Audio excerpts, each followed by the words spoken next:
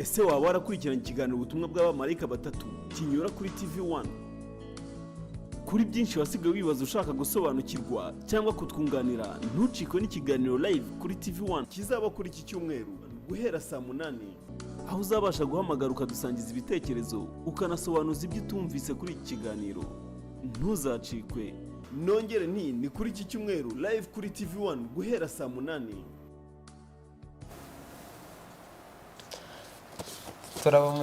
Turabaramukije bakunzi ba TV1, by'umwihariko abakunzi b'ikiganiro ubutumwa bw'abamarayika batatu. Turabazirikana aho muherereye hose, ndetse naho muri mu bice bitandukanye by'igihugu ndetse no hanze yacyo. Tubahaye ikaze. Hari abari mu mujyi wa Kigali, hari abadukurikira bari mu ntara y'Amajyepfo, hari abadukurikira bari mu ntara y'Amajyaruguru, ndetse hari n'abadukurikira bari mu burengerazuba.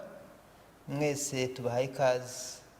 Ariko turanazirikana abadukurikira bari hakurya y'imbibi z'igihugu cyacu, hari abari i Goma ndetse n'i Bukavu, hari n'abadukurikirana bari mu gihugu cya Canada ndetse no muri Leta Zunze Ubumwe za Amerika. Abo bose tubahaye ikaze kandi tubashimiye kuba mwigomye umwanya wanyu kugira ngo mukurikirane ikiganiro tubagezaho. Imana ibahe umugisha. Mwese rero tubahaye ikaze muri iki kiganiro mutegurirwa n'abavugabutumwa b'abarayiki bo mu itorero ry'Abadiventiste umunsi wa karindwi. Kandi ikiganiro mumaze igihe mukurikirana, ntekereza ko twungukiyemo byinshi, kandi Imana ikaba hari byinshi yiteze kugira ngo tuzungukire muri iki kiganiro. Imana iduhane umugisha. Ubushize twari kumwe n'umuvandimwe Nzaramba Emmanuel. Uyu munsi niwe turi kumwe, turakwakiriye. Kandi ubushize nanone twaganiriye cyangwa se twatangiye icyigisho kivuga ku rugendo rw'itorero ndetse n'intambara ikomeye, aho twarebye intambara ikomeye iri hagati ya Kristo na Satani, hagati y'icyiza n'ikibi, hagati y'itorero ry'ukuri n'itorero ry'ikinyoma, ndetse hagati y'abiringira ijambo ry'Imana ndetse n'abiringira ijambo ry'undi muntu. Uyu munsi rero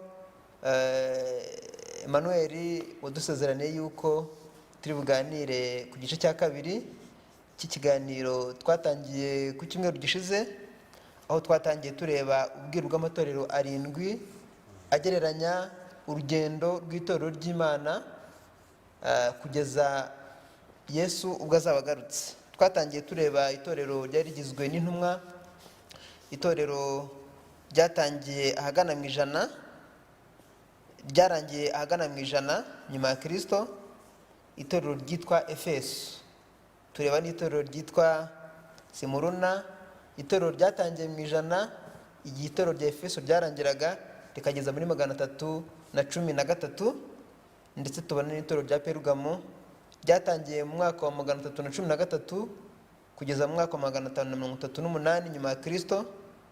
Kandi twashoreje ku itorero rya 4, ariryo torero ryitwa Tuatira, ari naryo torero ryamaze igihe kirekire, ryatangiye muri 538 nyuma ya Kristo kugeza mu 1755. Ngira ngo ubushize abadukurikiranye twakurikiranye amateka y'ayo matorero, cyangwa se urugendo rw'itorero ry'Imana kugeza mu gihe cya Tuatira mu cya 755. Uyu munsi nkurikije amasezerano yaduhaye, uduhishiye byinshi, kandi twiteze yuko dusobanukirwa byinshi no kubwira ubwari amatorero yandi asigaye, ari itorero rya Sarudi, itorero rya Philadelphia ndetse n'itorero rya Laodikiya. Tuguhaye ikaze rero kugira ngo dukurikiranye ubamara amatsiko kandi babashe kubona bunguke ubumenyi bashaka kumenya mu ijambo ry'Imana ndetse n'ubwiru bw'aya matorero. Tuguhaye ikaze. Imana iguhe umugisha. Murakoze cyane. Reka twicishe bugufi kugira ngo dusabe Imana kutuyobora maze dusenge. Amen. Mana yacu nyir'ubushobozi n'ububasha, turagushimiye. Amen. Tugushimiye ko uduhaye amahirwe nanone yo kugeza muri uyu mwanya tugihumeka, kandi tugushimiye ko watwandikishirije ijambo ryawe kugira ngo ritubere umuyobozi, ritubere umujyanama. Amen. Turagusabye ngo ubwo tugeze muri iki kiganiro uduhe ubushobozi bwo kuvuga ijambo ryawe neza nk'uko riri. Amen. Kandi abateze amatwi turagusabye ngo amatwi yabo uyashoboze kumva neza n'imitima yabo uyishoboze gushyira mu gaciro, kugira ngo twebwe tuyoboye ikiganiro n'abateze amatwi twese uzaduhe kuzagira amaherezo meza mu bwami bwawe. Amen. Utubere umwigisha mukuru kandi uvugane n'imitima yacu, kandi ibyo ushaka ko byatugirira umumaro bikazaduhesha ubugingo udushoboze kubibona muri uyu mwanya, tubisabye mu izina rya Yesu. Amen. Amen. Nkuko wari umaze kubivuga koko twarebye ibyerekeranye n'urugendo rw'itorero mu bihe bitandukanye. Twashoreje ku rugendo rw'itorero mu gihe cya Tuwatira, ni ukuvuga ngo mu gihe cy'akarengane. Twabonye ko iryo jambo ubwaryo Tuwatira bivuga amayoberane. Mu yandi magambo, kuko mu itorero bita Perugamo ukuri n'ibinyoma byari bimaze kuvanga, byaje kubyara ikintu cy'amayoberane, ikintu utakwemeza ko ari ubukristo ariko kandi nanone bigoye kwita ubupagani. Twabonye ko ubundi itorero ry'Imana ritangira ryagereranywaga n'ifarashi y'umweru, bivuga gutungana, riza guhinduka ifarashi itukura, bivuga kumeneka kw'amaraso, riza guhinduka ifarashi y'umukara, bivuga kwinjira k'ubuyobe nyine muri Perugamo. Ariko twashoreje ku ifarashi y'igitare igajutse, ni ukuvuga ngo ni ifarashi itari umweru cyangwa se itari n'umukara. Mu yandi magambo, abapagani bari bamaze kwinjira mu itorero, abakirisito nabo bemeye kugira amahame runaka bareka ya gikirisito, maze haba ibintu by'amayoberane by'uruvange. Mw'iryo torero ryitwa Tuwatira twabonye ko ryatangiye muri 538 koko, kandi hari ikintu gikomeye twabonye muri iryo torero. Twabonye ko muri ryo rigereranywa n'umugore bita Yezebeli. Yezebeli twabonye ko ni umugore udasanzwe mu mateka y'Abisiraheli, cyane cyane kuko yaje aturutse muri Sidoni ku mwami w'Abasidoni, maze arongorwa n'umwami w'Abisiraheli bita Ahabu, ariko azana ibigirwamana byinshi mu Isiraheli. Niko rero n'itorero ry'Imana ryaje kuyoba, ndetse abayobozi baryo bamwe baza kurizanamo ubuyobe bwinshi, kugeza ubwo iryo torero riza guta umurongo. Uyu mwanya rero tugiye kurebera hamwe ibya mu itorero rikurikira ari ryo bita Sarudi, turebe uko amateka y'itorero yakomeje gukurikirana, kandi turasoma mu byahishuwe igice cya 3 ku murongo waho wa mbere. Urwandiko rwandikiwe ab'Isarudi. Wandikire marayika w'itorero ry'Isarudi uti: ufite imyuka 7 y'Imana n'inyenyeri 7 aravuga aya magambo ati: nzi imirimo yawe nuko ufite izina ry'ukuriho, nyamara ukaba uri intumbi. Jya amaso ukomeze ibisigaye bigiye gupfa, kuko nabonye yuko ari nta mirimo mwakoze itunganye rwose imbere y'Imana yanjye. Nuko ibuka ibyo wakiriye n'ibyo wumvise ubyitondere kandi wihane. Ariko rero nutaba amaso nzaza nk'umujura, nawe ntuzamenye igihe nzagutungurira. Icyakora ufite amazina y'Ab'Isarudi batanduje imyenda yabo, nibo bazagendana nanjye bambaye imyenda yera kuko babikwiriye. Unesha ni uzambikwa imyenda yera, kandi sinzahanagura izina rye na hato mu gitabo cy'ubugingo, ahubwo nzaturira izina rye imbere ya Data wa twese n'imbere y'abamarayika be. Ufite ugutwe kumva niyumve iby'umwuka abwira amatorero. Amen. Mu itorero rero bita Sarudi, muri iriya torero tumaze kurangiza ryitwa Tuwatira, ryabayemo akarengane gakomeye cyane kamaze imyaka 1260. Ni imyaka yanditse mu buhanuzi ahantu henshi, yaba muri Daniyeli mu gice cyaho cya 7 ku murongo wa 24 kugeza 25, aho bavuga ibya rya hembe ryameze ritoya, bivuga ko rizigira inama zo guhindura n'amategeko, kandi ngo bizarekerwa mu maboko ye kugeza aho igihe, ibihe n'igice cy'igihe bizashirira. Ibyo bihe n'igihe n'igice cy'igihe bivuga imyaka 1260, kandi akarengane kagomba ni uzarenganya bera bisumba byose mu myaka 1260. Ndetse iyo myaka ushobora no kwisanga mu byahishuwe igice cya 11, aho bavuga ko bazamara amezi 42 bakandagira umurwa wera. iyo mezi 42 nayo ahwanye n'imyaka 1260. Aka karengane rero kakorwaga n'itorero ry'i Roma batoteza abataremeraga imyumvire yabo, nicyo cyatumye ako karengane gakomera mu itorero rya Tuatira. Ariko itorero rya Sarudi ni abantu basagutse ku karengane, abantu basigaye. Niyo mpamvu iryo zina ry'ikigiriki ryitwa Sarudi bivuga igisagutse. Abo bantu basigaye ku karengane, kuko bundi akarengane kaberaga mu Burayi, ariko abantu barahunga kugeza ubwo baje guhungira muri Amerika. Ari nabwo uwo mugabane mushya waje guturwa Amerika, watuwe n'abahungaga akarengane kaberaga mu Burayi, kakorwaga na Roma na Kiliziya Gatolika irenganya abantu bose batumva imyumvire yaryo. Abo bantu babitaga abahakanyi. Bavugaga ko ari abahakanyi barwanya itorero kandi barwanya umuyobozi w'itorero ku isi. Aba bantu rero basigaye bitwa Sarudi nibo Imana yatangiye guhagurutsamo abantu b'abagorozi kugira ngo bagorore itorero ry'Imana. Mu yandi magambo, itorero bita Sarudi ni itorero mu gihe cy'ubugorozi. Imana yari itangiye guhagurutsa abantu b'abagorozi, nubwo nabyo bitari byoroshye, ariko twavuga cyane nk'umugabo bita Martin Luther. Umugabo bita Martin Luther, ubundi amateka yavuga yuko yabaga mu gihugu cy'Ubudage, yari yarabayeho mu buzima bugiye bugoye, ariko yaje kugera ubwo abapadiri ndetse atangira kwigisha mu ishuri ryo mu Budage ryitwa Wittenberg. Aho ngaho niho yigishaga iryobokamana, ariko mu gihe yari arimo akora aza kubona Bibiliya muri biblioteke, maze arayisoma abonamo ibintu binyuranye rwose n'ibyo yajyaga yigisha ndetse n'ibyo yajyaga yigishwa. Yifuza ko icyo gitabo rwose cyamubera igitabo cy'ingenzi. Umunsi umwe yaje kuyikora urugendo rutagatifu ajya gusura i Roma. Hari ahantu yagombaga kuzamuka urwego umuntu azamuka ni n'amavi apfukamye, ariko igihe yari arimo azamuka yumva ijwi rimubwira ngo umukiranutsi wanjye azabeshwaho no kwizera, ariko nasubira inyuma akagwa umutima wanjye ntuzamwishimira. Nuko uwo mugabo Martin Luther wari umupadiri ukomeye ahaguruka ku ngazi asubira iwabo mu Budage, ariko atangira kugirana ikibazo na Kiliziya Gatolika.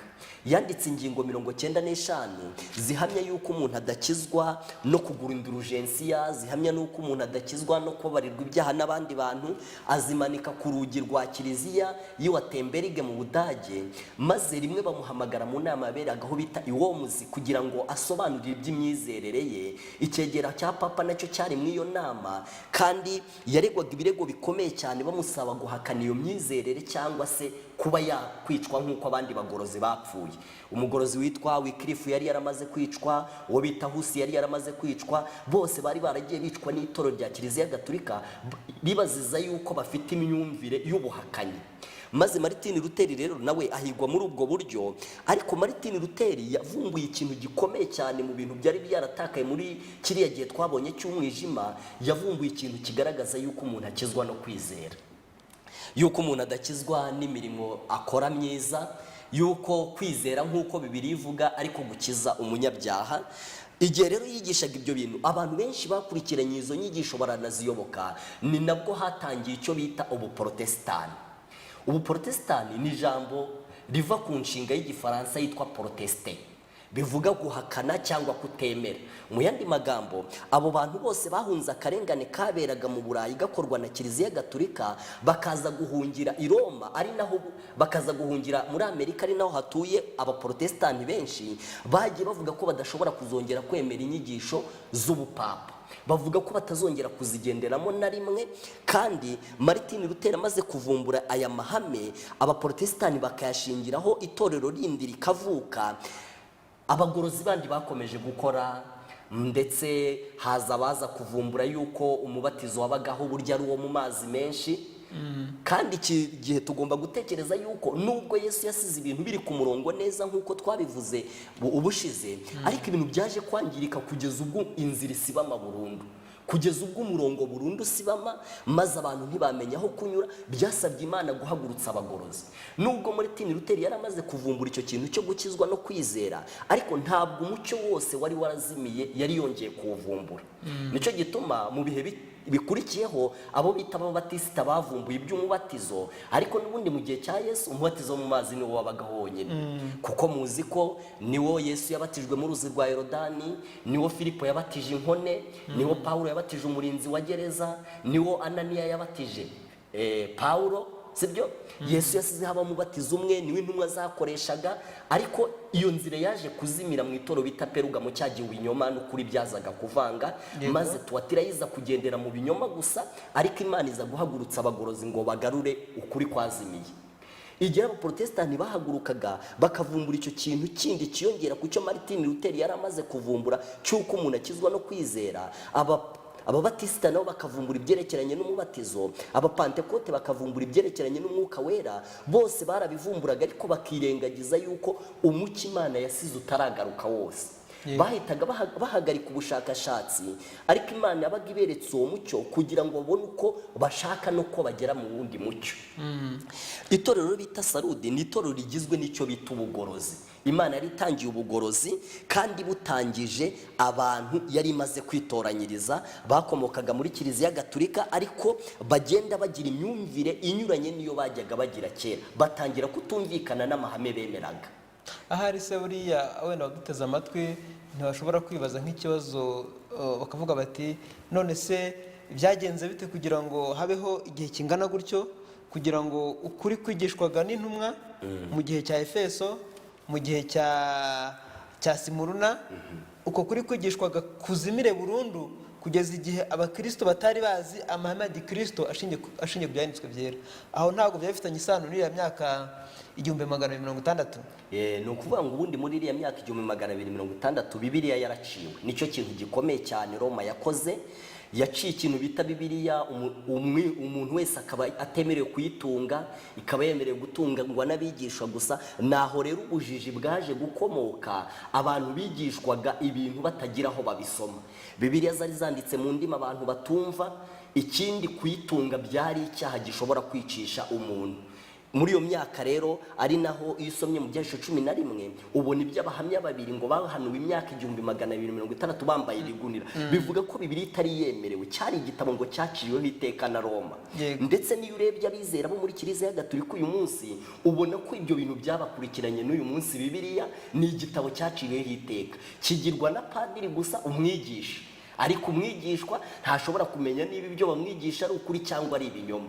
Ni gutyo rero ubuyobe bwagiye bwinjira, nuko igitabo cyayoboraga abantu cyaje gucirwaho iteka, ndetse umuntu ugifatanywa akaba yanabyicirwa. Urakoze cyane. None rero iri torero bita Sarudi biraba ngo rivuga yuko ririho, ngo rifite izina ry'uko ririho, ariko ari intumbi. Izina ry'uko ririho ryaribonye mu gihe cyaba Martin Luther. Igihe Martin Luther yarwanaga intambara zikomeye cyane kugira ngo umucyo wongere ujye ahagaragara, ariko bigaragara yuko amaze kwipfira, ubushakashatsi abantu barabuhagaritse, bagira ngo ukuri kose kwazimiye kwarabonetse. Ariko nubwo bari bamaze kuvumbura ibyerekeranye no kwizera ko ariko gukiza umuntu, nubwo bari bamaze kuvumbura ibyerekeranye n'iby'umubatizo, ariko bari bataravumbura ibyerekeranye n'isabato. Kandi Yesu yasize ari iruhuka, kandi intumwa zasize ari iruhukwa, ariko mu byari byarazimiye nayo yari yaragenjeje ite? Nayo yari yarazimiye. Ariko uru rugendo rwo mu itorero rya Philadelphia rwabaye rurerure cyane, kuko ukuri kwagiye kuvumburwa gahoro gahoro, kandi uko abantu bakuvumbura bakagushingiraho idini, niko amadini ya Giprotestani yaje. Hari umuntu watubajije ushize aratubaza ngo mbese ko tubona amadini menshi atandukanye, amadini ariho ubu ngubu yakomotse hehe, kandi ko tubona hariho bibiri imwe. Nagira ngo rero mbwire abadukurikiranye yuko nayo n'abasezeraniye yuko mu kiganiro tuzavuga ku rugendo rw'itorero n'intambara ikomeye, tuzabasha kumenya cyangwa se gukurikirana tukamenya imvano y'amadini tubona yabaye menshi hano ku isi, kandi ayo madini yose yiyitirira ko ari amadini ya Gikristo ashingiye ku byanditswe byera. Ndagira ngo ukomeze rero, nagira ngo abadukurikiranye tubibutse yuko icyo ni kimwe mu bisubizo turi buze kubona kiturangira cyangwa se kitubwira inkomoko y'amadini tubona atandukanye hano ku isi.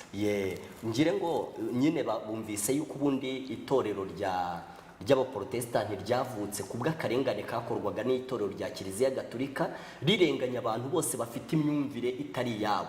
nk'igihe Martin Luther bari bamaze kumwica, baje no gukurikirana bumvise inyigisho ze bakaziyoboka. Ubuprotestani buratotezwa kugeza ubwo abaprotestani bahunga, barahunga muri Amerika, bisa naho aribo bavumbuye uwo mugabane. Ni nayo mpamvu uwo mugabane Imana yawuhaye umugisha cyane. Abazi amateka ya Amerika bazi yuko ishingwa yari ifite itegeko nshinga rishingira kuri Bibiliya, yavugaga ko umuntu akwiriye gusenga nk'uko abyumva, cyane bitewe n'uko bari bayituye ni abantu bari bazi uburyo barenganyirijwe kwizera. Mu itorero bita Sarudi ni abaprotestani, ariko mu itorero bita Sarudi nubwo ari abaprotestani, ubu protestani bwatangijwe na Martin Luther bumaze kuboneka, ntabwo bwageze ku ntego y'ibyatakaye byose mu gihe cy'umwijima. Nicyo gituma abantu bakomeza gukora ubushakashatsi. Ikintu kimwe umuntu wese avumbuye akagishingiraho idini, ni gutya amatorero y'iprotestani yaje kugwira, ni gutya abaluteriyene baje, ni gutya abangirikani baje. Buri bose bafite ihame runaka bashingiyeho ryanditse muri Bibiliya, ariko akaba atari ryo hame ryonyine ryari rikenewe. Kandi iyo bamaraga kurishingiraho bagashinga itorero, ubushakashatsi barabuhagarikaga. Nk'uko Martin Luther amaze kwipfira, abandi bahise bahagarika ubushakashatsi. Ndetse ubwo aho ngaho twayigaruka ku isomo ryo muri Timoteyo wa mbere, avuga ko ibyanditswe byera byose byahumetswe n'Imana kandi bigira umumaro wo kwigisha umuntu. Ubwo rero ntabwo wafata umugabane umwe w'ibyanditswe byera ngo ushingireho kwizera nk'uko abatubanjirije babigenje, ahubwo tugomba kuba dufite ibyanditswe byera byose, tugomba kuba dufite ijambo Imana yavuze ryose, ndetse n'abahamya babiri. Wavuze iby'abahamya babiri, abahamya babiri basobanura isezerano rya kera n'isezerano rishya. Kandi abo bahamya babiri bagombaga guhanura bambaye ibigunira muri ya myaka 1260, nibo uyu munsi wa none barimo kuvuga. Nubwo amadini menshi ya giprotestani yabayeho kubwo gushingira ku byanditswe byera, ariko igihe kikagera akaza gucika intege, akaza kumera nk'aho asinziriye, cyangwa se akaza kumera nk'aho adakomeje ngo atere imbere, ariho bari bashingiye. None umunsi wa none rero dufite ingorane, dufite ikibazo cy'uko abantu bagiye bafata igice cy'ibyanditswe byera bakagishingira kwizera kwabo, kandi dukwiriye gufata ijambo ry'Imana ryose, kuko ryose ryahumetswe n'Imana. Yego, urumva rero ko muri iri torero ryitwa Sarudi rwose abantu basigaye ku karengane kabaye mu itorero bita Tuwatira, abantu bahawe umucyo runaka ukomotse ku Mana bitewe n'abagorozi Imana yagiye ishyiraho.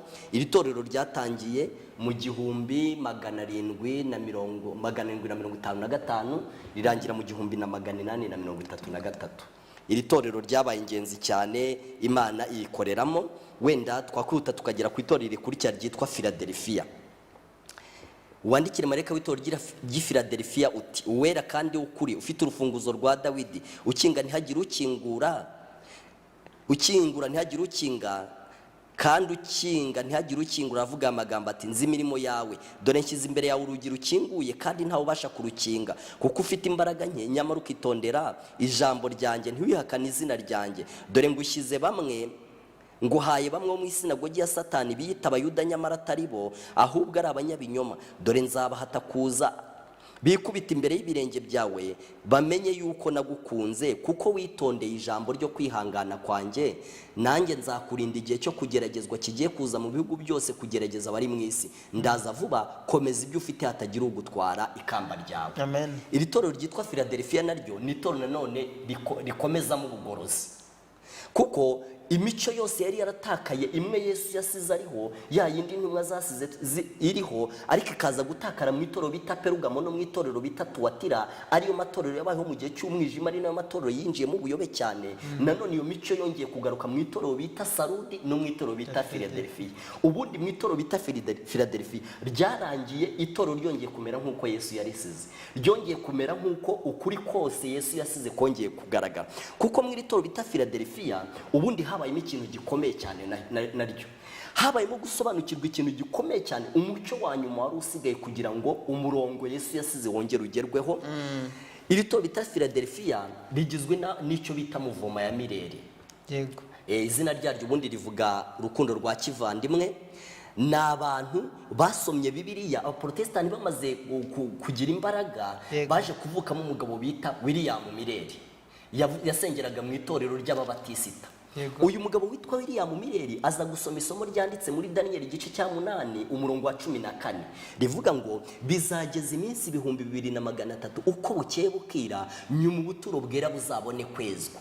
Iryo somo rimumenyesha yuko kwezwa k'ubuturo bwera kuhanditse bivuga kuzagaruka kwa Yesu mu isi agatwara abakiranutsi mu ijuru. Aba ariyo myaka asanga izarangira mu cya 844. Yibwiraga ko kwezwa k'ubuturo ari isi izezwa. Ari iyi si izezwa. Ntabwo yaje gusobanukirwa neza, yumvaga ko ubuturo ari isi ivugwa. Yego. Akomeza imbere aza kudusobanurira. Noneho uyu mugabo witwa William Mireri amaze kusoma iryo somo no kurisesengura atangira kwigisha abantu ababwira n'itariki Yesu azazaho. Noneho iyo tariki igeze Yesu ntiyaza, ariko iby'ubu buhanuzi nabyo byari byarahanuwe mu byahishuye igice cya 10. Reka dusomeho amagambo makeya avuga ngo Yohana conshomera gatabo yavanye mu ntoki za marayika. Ibyahishuye igice cya 10 umurongo wa 1. Mbona marayika wundi ukomeye amanuka ava mu ijuru yambaye igicu, umukororombya uri ku mutwe we, mu maso ye hasa n'izuba, ibirenge bye ni bisa n'inkingi z'umuriro. Mu ntoki ze yari afite agatabo kabumbutse, nuko ashyira ikirenge cye cy'iburyo ku nyanja n'icy'ibumoso agishyira ku butaka.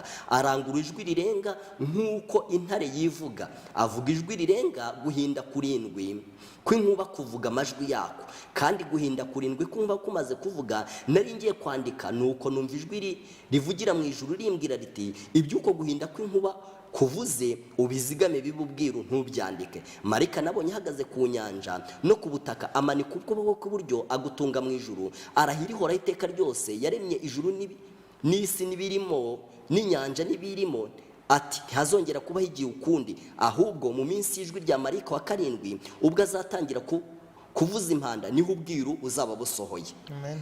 Iyo usomye rero ngo marika araje aramusobanurira. Reka umurongo wa 9, nuko nsanga marayika uwo ndamubwira nti ntako gatabo. Aransubiza ati enda ugaconshomere karagusharirira mu nda, ariko mu kanwa kawe karakuryohera nk'ubuki. Nenda ko gatabo ngakura mu ntoki za marayika ndagaconshomera, mu kanwa kanjye kandyohera nk'ubuki, ariko maze kukarya mu nda yanjye karansharirira. Ibi bintu birenguriza ku byabaye k'uyu mugabo bita Martin Luther n'abariho mu gihe cye, kuko igihe batangiraga kubwiriza ubutumwa bw'uko Yesu azaza mu cya 844 bitewe n'isomo ryanditse muri Daniel igice cya 8, abantu bakiranye ubwuzu ubwo butumwa, abantu bagurisha ibintu byabo, abantu akazi bagasezeraho rwose. Abantu bo mu matorero atandukanye ya giprotestani, bamwe bavaga mu Methodiste, abandi bakava mu Luteriyene, abandi bakava mu Babatista, bose bakaza kumva ubutumwa bwa William Mireri, bose bitegura Yesu. Niko kuvuga ngo ako gatabo karyoshye mu kanwa nk'ubuki. Ni uburyo banejejwe nuko Yesu agiye kugaruka. Ubwo butumwa maze barabumira, barabwakira, bafite umurava kandi biteguye rwose gushyira mu bikorwa icyo ubwo butumwa bwababwiraga cyose. Ariko ikintu gitangaje, mu cya 844 harageze Yesu ntiyaza. Niko havuga ngo mu nda kansharirira. Mu yandi magambo bari bitabiriye ubu butumwa bose batangiye kubabara cyane, ndetse batangira kubusezeraho, ndetse rwose baba bikurenza uko bari bameze, kuko babonye yuko ubwo butumwa bwababeshye. Ariko ijambo ry'Imana rigaragaza ko hari abantu bamwe basigaye baravuga batuva niba ijambo ry'Imana rivuga ko ubuturo bwera buzezwa kandi Imana ikabitabeshya. Tugomba kumenya ngo ni iki cyabaye, kuko hari icyabaye byanze bikunze. Yego. Igihe basengaga rero abo bantu bari itsinda rito ryari risigaye cyane, kuko abandi bari bamaze kuvamo, kandi ryari risigaye mu bantu bari bategereje Yesu. Igihe basengaga cyane nibwo umwe witwaga Hironi Edison yaje guhabwa iyerekwa rikomeye. Icya mbere yabonye Yesu arimo ava ahera ajya ahera cyane mu buturo bwo mu ijuru, bityo asobanukirwa n'umurimo wagomba kuba wakozwe uwo ari we. Icya kabiri, yeretswe ibisate bibiri by'amabuye byanditseho amategeko y'Imana 10, ariko yerekwa itegeko rya 4 muri ayo mategeko rigoswe n'umucyo mwinshi. Iryo tegeko riravuga ngo wibuke kweza umunsi w'isabato. mu minsi 6 ujya ukora aba ari ukoreramo imirimo yawe yose, ariko wa karindwi ni isabato y'Uwiteka. Ntukagire umurimo wose ukoraho wowe ubwawe, umugore wawe, umwana wawe, umugabo wawe, itungo ryawe n'umunyamahanga wawe uri iwanyu, kuko n'Imana yaremye mu minsi 6, uwa karindwi iraruhuka. Iryo tegeko rya kane mu bintu byari byarazimiye mu gihe cy'umwijima, ariko Yesu yasize ryari ryarazimiye. Martin Luther nubwo yari umugorozi mu itorero bita Sarudi, yagoroye ibindi amenya yuko umuntu akizwa no kwizera, ariko ntiyigeze abona umucyo werekeranye n'iby'isabato. Yarinze afatana yiruhutse. Ariko igihe byari bigeze mu itorero bita Philadelphia, Imana yazanye umucyo wa nyuma wagombaga gutuma ibintu byongera gusubira ku murongo Yesu yasize biriho. Mu gihe itorero rya Philadelphia ryasobanukirwaga ibyerekeranye n'isabato, indi mico yose, ibyerekeranye n'umubatizo, ibyerekeranye no kwizera, byari byaragiye bihishurirwa abagorozi mu matorero ya Giporotesitanti, ari nabyo bari baragiye baheraho bashinga amadini, amatorero. Urugero ni uko Ababatisita bahereye ku mubatizo, sibyo? Urugero ni uko Pentekote bahereye kuri Pentekote, umwuka wera, sibyo? Ibyo bintu rero byari byaragiye bizimira mu gihe cy'umwijima, mu itorero bita Perugamo igihe ukuri n'ibinyoma byavangaga, mu itorero bita Tuwatira igihe bagenderaga mu binyoma gusa, byaje gutangira kuboneka mu itorero bita Sarudi, Imana ikoresheje abagorozi, kandi uwabimburiye abandi yari Martin Luther. Aho yavuze ati hari bake b'Isarudi basigaye batanduje imyenda yabo. Yego. Ariko byumvikane ko wari umubare mukeya, kandi mu itorero ry'Imana ryo mu gihe cya Sarudi, Imana ihamya ko hari abantu bakeya basigaye. Abo rero bakeya nibo Imana yatangiye kugendana nabo, nibo Imana yatangiye kugenda ihishurira ukuri kwayo kwari kwaratakaye mu gihe cy'imyaka 1260, kugira ngo uko kuri kumenyesha abo bantu basigaye. Ubwo dutangiye kumvamo ibintu bibiri. Dutangiye kumvamo ijambo ryitwa abasigaye. Yego. Hari ijambo none twumvise ku itorero rya Philadelphia rivuga ngo dore ndaza vuba. Yego. Ayo magambo ndagira ngo uze kugenda uyagarukaho, kugira ngo tuze gusobanukirwa n'itandukaniro ry'aya matorero ndetse n'amatorero yabanjirije ano matorero yandi. Ikintu ngira ngo abantu tubanze dufatanye twumvire hamwe, ndagira ngo iyi myaka rwose 1260 yatangiye muri 538, kandi niba abantu barize n'igishushanyo Nebukadinezari yarose ndetse n'inzozi Daniel yarose z'inyamaswa enye, muzabona yuko kuva muri 538 kugeza mu 1798 hayoboraga itorero rya Roma. Iyo usomye rero muri Daniel mu gice cya 7, twagera wenda tugasoma iyo myaka 1260 kugira ngo abantu batagumya kwigiraho ikibazo. Muri Daniel igice cya 7 turasoma ku murongo wa 24, dusome n'umurongo wa 25. Haranditse ngo, kandi ayo mahembe 10 muri ubwo bwami hazakomoka abami 10. Muzi yuko aya mahembe 10 yari ari ku nyamaswa ya 4 ivuga ubwami bwa Roma, sibyo? Hazaza abami 10 muri ubwo, kandi ayo mahembe 10 muri ubwo bwami hazaza abami 10, hanyuma yabo hazaza undi mwami, ariko we ntazabasa n'abo bambere. Abambere bose bari baraje mu rwego rwa politiki. Yego. Ariko uyu we yaje mu rwego rw'iyobokamana, niyo mpamvu atasaga n'abo bambere. Yego. Kandi azanesha abami 3, ni bya bindi byo kuba yarakwiyeho abavandara, abaheruri n'abasitorogote, kuko bo ntibumvaga imyumvire ye. Niwe uzavuga ibyo kugomera isumba byose, kandi azarenganya abera bisumba byose. Ibi byarabaye mu kare, umva igihe byagombaga gukorwa. Azavuga ibyo kugomera isumba byose, kandi arenganya abera bisumba byose. Azigira inama zo guhindura ibihe n'amategeko, uzaza mu buryo butameze nk'abandi, kandi bizarekerwa mu maboko ye kugeza aho igihe n'ibihe n'igice cy'igihe bizashirira. Nuvuga ngo igihe ni iminsi 360, ibihe ni iminsi 720, igice cy'igihe ni iminsi 120 na 80. Ibyo bintu biteranyije bibyara imyaka 1260 yahawe itorero ry'i Roma, kugira ngo biriya bintu ririmo rikora ngo ni igihe byakozemo biriya bintu, ariko ni igihe Imana yari yabahaye ngo bihane. Niyo mpamvu isomye ngo cyakora namuhaye uburyo bwo kwihana, ngo ariko ntiyabasha kwihana ubusambanyi bwe. Niyo mpamvu isomye mu gice cya 14 ku murongo wa 8 byahishuwe havuga ibya Babuloni, kandi iyo urebye ngo Babuloni yahawe igihe cyo kwihana ariko ntiyemera, kuko leta yemeye kwihana twabonye yuko nta mahirwe yo gukirira muri Babuloni uretse kuyisohokamo. Yego, iyo usomye no mu byahishuwe 11 wongera kubona ibyiriya myaka, bampa urubingo rusa n'inkoni bati, murongo wa mbere, haguruka ugere urusengero rw'Imana n'igicaniro n'abarusengeramo, ariko urugo rw'urusengero rureke nturugere kuko rwahawe abanyamahanga, kandi umudugudu wera bazamara amezi 42 bawukandagira. Ibi bintu bivuga karengane, bivuga kurenganya. Ni amezi 42 ihwanye n'imyaka 1260, ni iminsi 1260, ariko muri Ezekiyeli 4:3 bavuga ngo umunsi wose ungana n'umwaka. Ndetse no mu byahishuwe igice cya 13 naho hongera kubonamo iby'iyo myaka. Ngihagarara ku musenyi wo ku nyanja, ngiye kubona mbona inyamaswa iva mu nyanja ifite amahembe 10 n'imitwe 7, ku mahembe hari ibisingo 10 no ku mitwe hariho amazina yo gutuka Imana. Iyo nyamaswa nabonye yasaga n'ingwe, ni ya yindi ya kane rwose yo muri Daniyeli, sibyo? Amajanja yayo yasaga nayo, uko akanwa kayo kasaga n'ak'intare, cyaciyo kakiha imbaraga zacyo n'intebe yacyo y'ubwami n'ubutware bwacyo bukomeye. Nuko mbona umutwe yayo usa n'ukomeretsa uruguma rwica, ariko urwo ruguma rwahishirwa kira. Bari mu isi bose bakurikira inyamaswa bayitangara, baramya icyo kiyoka kuko cyahaye iyo nyamaswa. Bati, ninde uhwanye n'iyi nyamaswa kandi n'undi ubasha kuyirwanya? Ihabwa akanwa kavuga ibikomeye n'ibyo gutuka Imana, ihabwa no kuramanga imara amezi 42. Urumva ko ibyerekeranye n'ubupapa bwahawe imyaka 1260 yatangiye muri 538 igera mu 1798. Yaba mu byahisho 11 harabivuga, yaba mu byahisho 13 harabivuga, yaba mu byahisho muri Daniyeli 7 harabivuga, ndetse yewe no muri Daniyeli 12 hose harabivuga. Aho ngaho rero nano hari ikindi kintu ngiye mpumvise gikomeye kugira ngo n'abadukurikiranye babashe kugitekerezaho. Twumvise ibyiriya myaka 1260, ariko none twongera kumva n'uburyo iriya nyamaswa yakomeretse uruguma rwayishe ikaza kongera kubaho.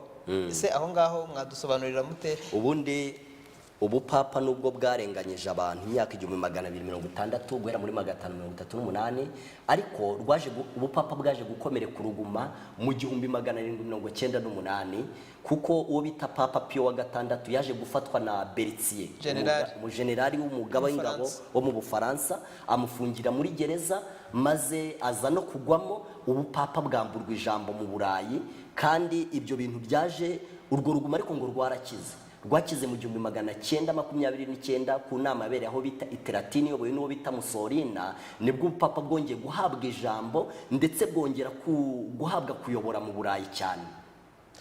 Urakoze cyane. Ngira ngo abadukurikiranye murumva kandi musobanukiwe nuko General Berthier niwe washyize iherezo kuri ya myaka 1260 y'ubushobozi bw'agahembe gatoya kavuga mu byahishuwe ndetse no muri Daniyeli. Ubwo ndagira ngo abadukurikiranye mube mwumva cyangwa se musobanukiwe neza naho ibintu biba byarakomotse. Ntabwo ubutumwa tuvuga, ntabwo ubutumwa dutanga ari ubutumwa buva mu kirere, ntabwo ari ibintu duhimba, ntabwo ari ibintu dushaka, ahubwo ni ibyanditswe byera bivuga kuri iyo myaka, bivuga ko abo bami ntabwo twabisubiyeho, ntabwo twavuze none yavuze kuri ya nyamaswa isa n'ingwe, ariko ikaba ikomatanyije ibimenyetso byose biranga za nyamaswa enye zose. Isa nk'ingwe, ariko ifite amajanja nk'aya ruko cyangwa se idubu, n'akanwa nk'ak'intare.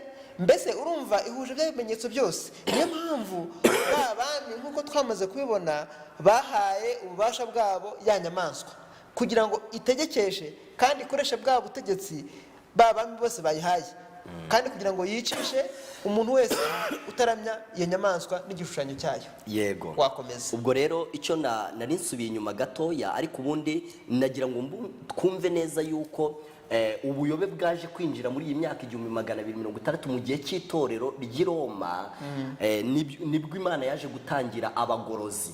Ariyo mpamvu yahagurukije Martin Luther, imushyiramo gahunda yo gusoma ibyanditswe, atangira kutumva kimwe na kiliziya kandi yari padiri, kugeza ubwo ibyo bintu abyanditse mu bitabo, kugeza ubwo abaprotestant ikintu cyitwa protestant gitangira, kubera yuko Imana itangiye guhagurutsa abagorozi. Ariko nubwo babaga bavumbuye ibyerekeranye no kwizera, ntabwo umucyo wose wazimiye wabaga ubonetse.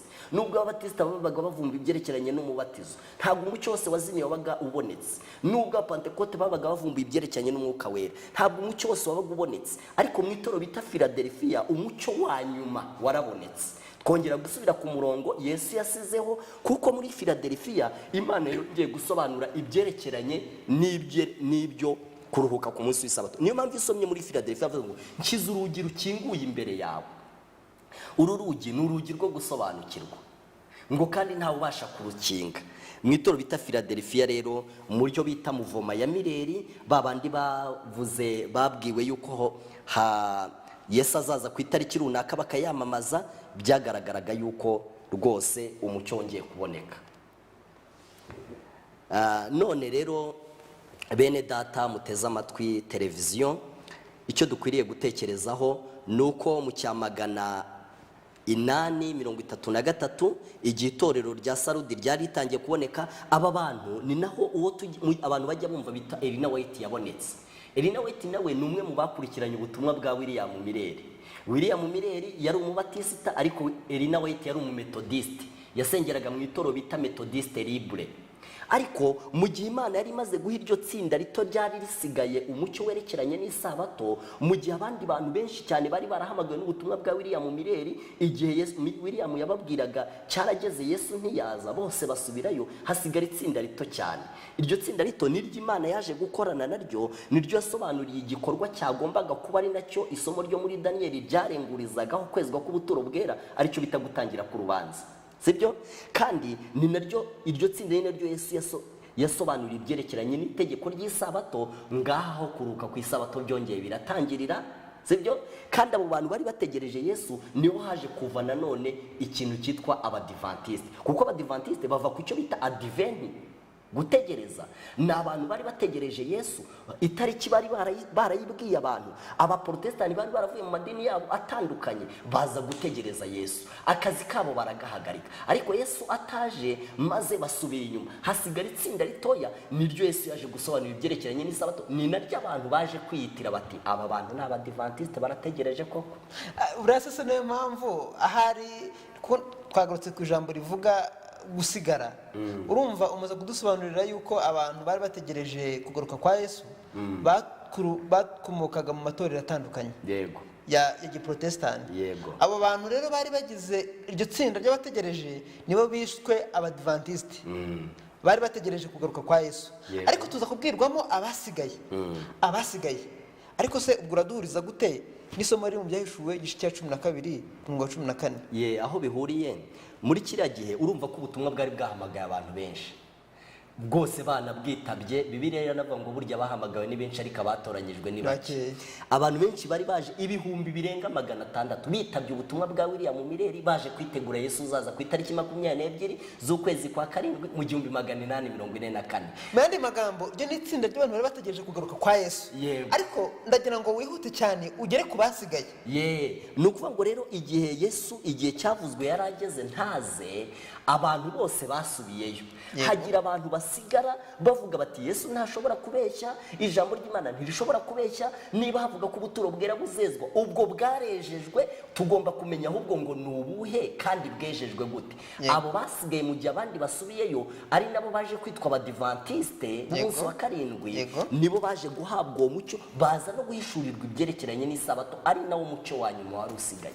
Urakoze cyane. Niyo mpamvu rero muri byahishuwe 12 umurongo wa 14 nk'uko babivugaga, n'ubundi Imana izagira abantu bazagumya kugenda basigara, kandi igituma abantu bagaragara ko basigaye cyanditse muri iryo somo ngo basigaye bitondera amategeko y'Imana. Urakoze cyane.